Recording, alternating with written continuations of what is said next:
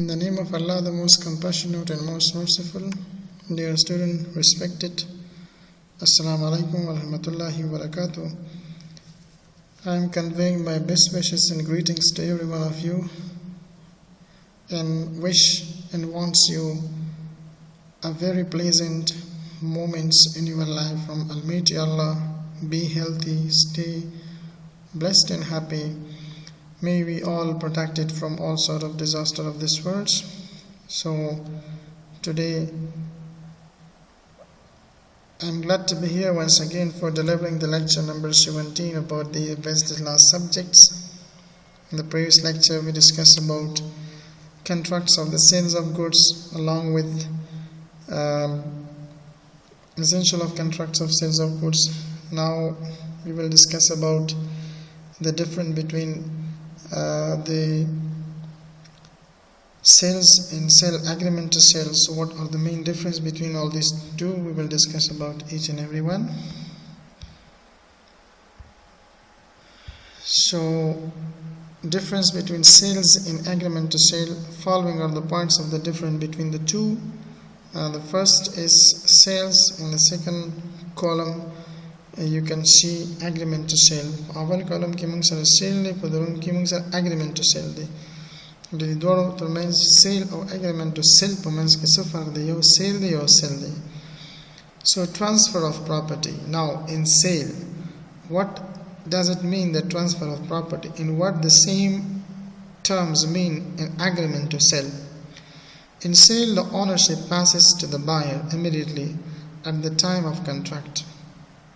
The seller ceases to be the owner and the buyer becomes the owner immediately.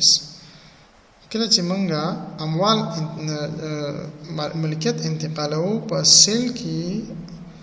ملکیت مستقیما اخستون کې ته انتقالېږي، یعنی خرڅون کې چې خپل ملکیت خرڅ کړه مستقیما اخستون کې ته رسیږي، یعنی کمپلیټ شي. نو دلته به بایر چې ده هغه به اونر شي، مالک شي د هغه سیل هغه چیز جنس. ولی په agreement to sell کې چې ده in agreement to sell, the ownership does not pass to the buyer at the time of contract. The ownerships transfer at a certain time date later. ولی agreement to sell کې بیا داسې نه دی چې مثلا تاسو یو شی خرڅوئ او دغه ملکیت تاسو مستقیما هغه اخیستون کې ته لاړ شئ، نه، یو څه تاریخ وروسته یو څه وخت بعد د دغه ملکیت هغه اخیستون کې ته رسیږي. ولی په سیل کې مستقیما دغه جنس مالک ادویم کس شي، ولی په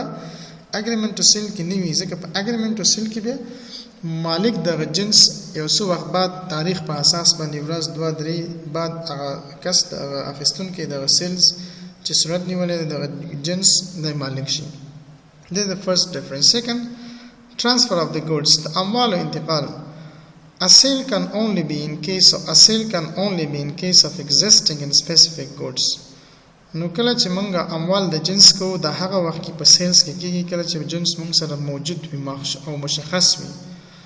خو په agreement to sell کې is mostly case of futures and contingent not existing goods. معمولا په داسې حالت کې چې دا خبره مونږ په آینده کې دغه جنس یو چاته انتقال شي،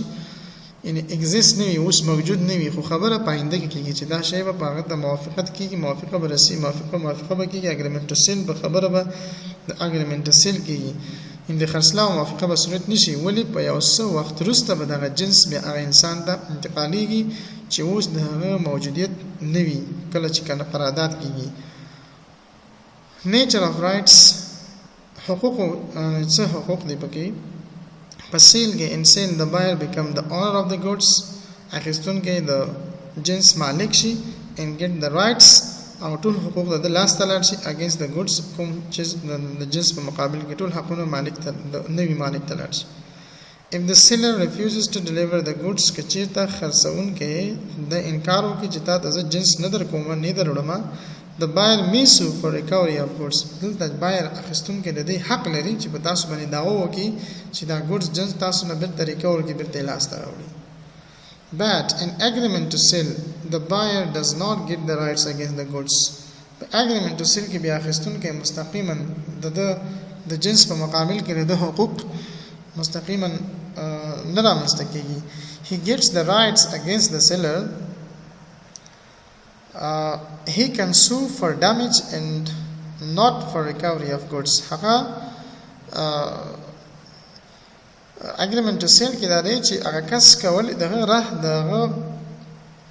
چې کوم حقوق دي او دغه حقوق چې د خرڅیدونکو د چا یو څه خرڅ کړي دغه په مقابل کې جوړیږي نه د جنس په مقابل کې. نو دلته په دې باندې دعوا کولای شي چې کوم تاوان ته رسیدلی د هغه تاوان د لاس ته راوړي نه هغه جنس، یعنی جنس لاس ته نشي راوړي بلکې تاوان لاس ته راوړلی شي، ځکه د فرد په مقابل کې دلته د حق راځي نه د جنس په مقابل کې په اګریمنت ټو سیل کې. ولې په سیل کې بیا چې دا دلته د فرد په مقابل کې نه د جنس په مقابل کې چې جنس ته به لاس ته راوړي د حقوق تامینېږي. risk of loss. In sale the ownerships in goods passes from seller to buyer. If the goods destroy, the buyer suffer the loss even though the goods are in the possession of seller. risk of loss یعنی خطر د تاوان چاته پیښ کیږي چې ته یو مالک د جنس چې ملکیت په لاس کې وي دی په مخاستون کې باندې خرڅ کړ خو دا جنس لا اوسه پورې اخیستون کې ته نه رسیدلی، خو کدی اخیستون کې ته هر نوع مشکل پیښیږي نو دغه کولای شي چې د خپل تاوان بیرته د خرڅون کې نه واخلي، ځکه دا مال تر اوسه پورې اخیستون کې ته نه رسیدلی، دا د خرڅون کې په ملکیت کې دی. نو دلته risk of چې د مال خراب شي او هغه مال د خرڅون کې سره واخیستون کې دلانه رسیدلی نو اخیستون کې کولای شي مثلا خپل حق لاس ته راوړي ځکه مال نه تقسیم شوی. In agreement to sell, the ownership in the goods does not pass from seller to the buyer. The agreement to sell کې چې دا ملکیت د جنس چې دا د seller نه buyer ته نزي. If the good destroy چې د جنس خراب شو شی خراب شو the seller suffer a loss. نو دا کس چې خرڅون کې دا هغه تاوان سره مخ کېږي even though the goods are in the possession of the buyer. حتی که دغه سیزونه د چا په لاس کې وي د اخیستونکي په لاس کې وي خو د دې تاوان به هغه ته رسیږي. consequence of a breach که چېرته لغوه د توافق contract of sale لغوه کېږي د دې consequence نتیجه به څه وي د دې consequence به څه وي. No, in sale, if the buyer fails to pay the price of the goods, the seller can sue for the price even though the goods are in the possession of sellers. کچېرې buyer په دې باندې ونتوانېږي چې د جنس قیمت ورکړي خرڅونکي ته نو seller کولی شي د قیمت په اندازه باندې د دعوه وکړي even though the goods are in the possession of seller. حتی که د مال د اخیستونکي د خرڅونکي په لاس کې هم وي دی کولی شي په خرڅونکي باندې دعوه وکړي چې مثلا پیسې نه دي راکړي د قیمت نه دي راکړي نو دی په د قیمت مطابق په هغه باندې دی دعوه کولی شي حتی که د جنس د خرڅونکي په لاس کې هم وي. But in agreement to sell, if the buyer fails to pay the price, کچېرته اخیستونکي ونه توانست چې قیمت ورکړي سیلر ته د سیلر can sue for damage. دلته خرڅونکي کولی شي په هغه باندې دعوه وکړي and not for the price نه د قیمت په خاطر even though the goods are in the possession of the buyer. حتی که د مال د بایر په لاس کې هم وي یعنی په اګریمنت ټو سیل کې چېرته اخیستونکي پیسې ورنکړي قیمت ورنکړي اخیستونکي ته نو اخیستونکي کولی او بخې چېرته اخیستونکي خرڅونکي ته پیسې ورنکړي نو خرڅونکي په ده باندې دعوه کولی شي حتی که چېرته د اخیستون دغه تاوان په خاطر باندې نه د قیمت په خاطر باندې حتی که دغه سیزونه د بایر په لاس کې هم وي. بل موږ سره چې دی هغه rights of resale دی آیا موږ دوباره یو شی خرڅولی شو که نه. In sale, the ownership transfer to the buyer so the seller cannot resell the goods. The ownership transfer the buyer to the buyers مالک چې دا اخیستونکي ته د جنس چې دا انتقالوي دلته اوس خرڅونکي چې دا نشي کولی چې دوباره خرڅ کړي even though the goods are in the possession of seller. حتی که دا جنس د خرڅونکي په لاس کې هم وي. If the seller sell the goods, the new buyer having knowledge of the previous sale does not get a title to the goods. if the seller sells the good کې چې دا خرڅون کې د عمل بیا خرڅ کی او نوې اخیستون کې په دې باندې پوي وي چې دا knowledge of the previous sale چې دا مخکې وزل خرڅ شوی دا دلته does not get a title to the goods نشي کولی دا لاس د مال لاس راوړي in agreement to sell چون the ownership remains with the seller agreement to sell کې چون ملکیت خپل د خرڅون کې سره پات کیږي so he can resell those goods to the new buyer دا یو په نوې خرڅون کې باندې او بخینوي اخیستون کې باندې دا مال خرڅول شي ځکه چې the new buyer gets a good title to the goods هغه په خپل دغه نوې اخیستون کې نوې شی ده نه زړه باندې اخلي despite the knowledge of the previous sales the original buyer can sue for breach of contract only صرف هغه نوې اصلي اخیستون کې چې دا هغه داوا کولای شي چې په دې قرارداد کې مثلا مطلب فسخ شوی دا قرارداد لغوه شوی مثلا قرارداد کې ظلم شوی نه په دې خاطر هغه کولای شي دا قرارداد د فسخ کېدو لپاره د داوا کولای شي ولې د دې نشي کولای چې دا ولې خرڅ شوی دا که ریسل صورت نشي insolvency of buyer کله چې اخیستون کې یو دم فقیر شي یو دم لاس تنگ شي پیسې ورسره نه وي insolvency معنا لاس تنگواله یعنی پیسې یو دم کم شي فقر یو دم غربت تلل شي in sale if the buyer become insolvent before payment مخکې دی چې اخیستون کې یو جنس اخیسته دا د پیسې ورکېدو نه مخکې سړی غریب شو نيستي پیراغله his legal representative can demand delivery of the goods from the seller نو هغه بل نماینده کولای شي چې د goods چې د اخیسته د اخیستونه دغه ډیماند وکړي وایي if the price of the goods is still unpaid کچې ته بیا هم پیسې نه ورکول شي the seller can claim the price of the goods proportionately نو دلته خرڅون کې بیا داوا د قیمت د مقدار کولای شي کوم مقدار شي دوی سره موافقه کړې ده but in an agreement to sell if the buyer become insolvent کچې ته agreement to sell کې اخیستون کې یو دم غریب شي before payment مخکې د پیسو ورکول the seller can refuse to sell the good پس هغه seller کولای شي چې مطلب دا خبره رد کړي چې زه په تا باندې مال خرڅوم until the price is paid تر څو چې پیسې نه ورکول شي by the legal representative of the buyer کوم چې د buyer د اخیستون کوم legal representative نماینده وی نو تر هغه پورې چې هغه قیمت نه ورکړي هغه کولای شي چې د مثلا په د باندې د مال جنس چې دا هغه کې دا ریفیوز کړي چې په خرڅ نه کړي بل موږ سره insolvency of sellers خپل کله کس چې سیلر دی خرڅون کې دغه یو دم لاس تنگ شي پیسې ورنه یو دم ورکی شي غریب شي او فقر بلا شي if the seller become insolvent the buyer can recover the goods from official receivers نو اخیستون کې کولای شي چې خپل جنس د یو رسمي ریسیور نه سکی لاس تراوړي because ځکه چې the ownership of goods is with the buyer ځکه چې د دې اصلي ملکیت د بایر سره دی اخیستون کې سره دی in agreement to sell if the buyer has paid the price کچې د په agreement to sell کې اخیستون کې پیسې قیمت ورته ورکړې وي and the seller become insolvent او یو دم seller پکې غریب شي he can recover the price proportionately هغه مقدار پیسې متناسب مقدار پیسې کولای شي بیرته ریکور کړي قیمت د مال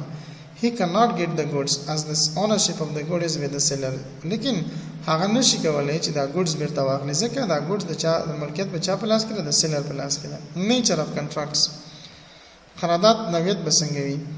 a sale is an executed contract because the ownership passes from seller to the buyer دلته contract چې د موږ سره هغه executed contract ده یعنی قرارداد اجرا شوی ده ځکه seller نزي ملکیت د seller نزي buyer ده یعنی سیلر چې او شی خرڅ کی قرارداد ختم شو مطلب ختم شو ایگزیکیوټ عمل تر سره شو نو دلته اونرشپ بچاته لار شي بایر ته نو دلته موږ نیچر اف کنټراکټ چې په سیل کې دا هغه ایگزیکیوټډ دی ولی په ان اګریمنت ټو سیل از ان ایگزیکیوټری کنټراکټ بیا په اګریمنت ټو سیل کې چې دی سیل کې بیا دا کنټراکټ چې دا ایگزیکیوټ دی یعنی په حال د اجرا کولو کې دی په حال د اجرا کولو کې دا قرارداد به تر سره کیږي دا به عملي کیږي because the ownership is to pass in future ځکه چې د سیلر نه بایر ته به دغه ملکیت په آینده کې په راتلونکي تاریخ کې دغه بایر ته څه کې انتقالېږي نو دلته چې کوم اګریمنت ټو سیل کې چې دا کنټراکټ ایگزیکیوټری کنټراکټ دی او په سیل کې چې نیچر اف کنټراکټ چې دا هغه ایگزیکیوټډ دی نو تاسو موږ تاسو kinds of goods څو نوع goods لرو موږ جنس لرو اشیاء لرو سیزونه لرو goods the following are the kinds of goods maximum existing goods دي موږ سره the goods which are owned or possessed by the seller at the time of contract of a sale are called existing goods هغه جنس چې د اونر په لاس کې وي او د اخیستون کې د خرڅون کې په لاس کې وي او د خرڅلاو په وخت کې ورسره موجود وي هغه جنس هغه ته موږ existing just وایو in the other words په بل عبارت the goods which are physically in existence هغه مواد چې په فزیکی شکل سره هغه جنس شیان چې په فزیکی شکل سره موجود وي in seller position د خرڅون کې په ملکیت کې وي at the time of contract the قرارداد په وخت کې are called existing goods دې ته موږ existing goods وایو these goods can be divided into following kinds به دا existing goods چې دا موږ سره په څو نورو قسمونو باندې تقسیم شوی چې دلته موږ سره یو specific goods دی چې the goods identify and agree upon at the time of contract of sales are called specific goods in the other words there are the goods which can be clearly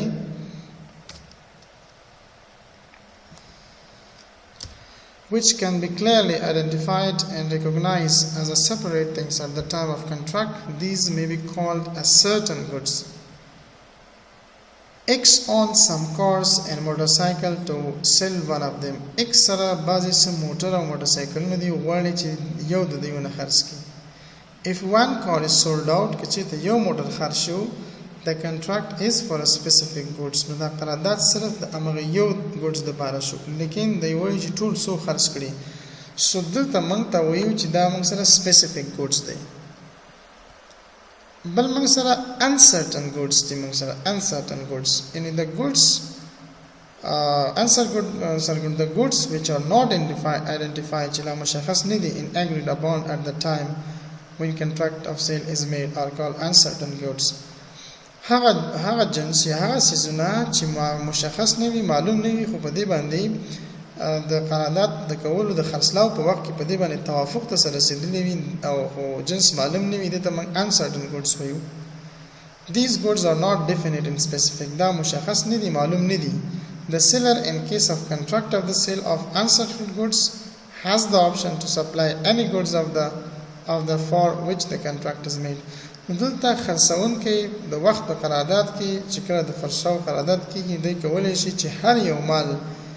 اختیار لري چې دوی وړي سپلای کې یا هر یو جنس چې دوی وړي خرڅ کې کوم قرارداد چې شوی دا کسته ورکی نو دوی کولای شي ځکه مال معلوم نه دی خو مال ډیر دی په دې کې uncertain دی واضح نه دی identify نه دی کوم یو مثلا A has 100 bags of sugar A چې دا سل بوره لري A promised to sell 10 bags of sugar out of them. نو A دا وعده کوي چې دی به لاس پورې د دې نه خرڅوي بس سلو کې لاس اوس معلوم نه دي کوم لاس نو دې ته موږ وایو چې it is a contract of uncertain goods دې ته موږ قرارداد د uncertain goods وایو هغه چې تر اوسه پورې مشخص او معلوم نه وي دې ته موږ uncertain goods وایو نو په دې اساس باندې دا موږ سره د uncertain good په مورید باندې وو همداسې راځو موږ سره future goods دي and the goods which a seller does not possess at the time of contract هغه مواد یا هغه جنس چې د خرڅون کې سره په هغه وخت کې چې د کنټراکټ د خرڅولو کوي کنټراکټ اف سیل کې د سره موجود نه وي but when it will be manufactured کله چې دا جوړ شو تولید شو produced یا تولید شو or acquired یا لاس ته راغلی by the seller د طرفه after making the contract of sales are called future goods هغه چې پاینده کې بیا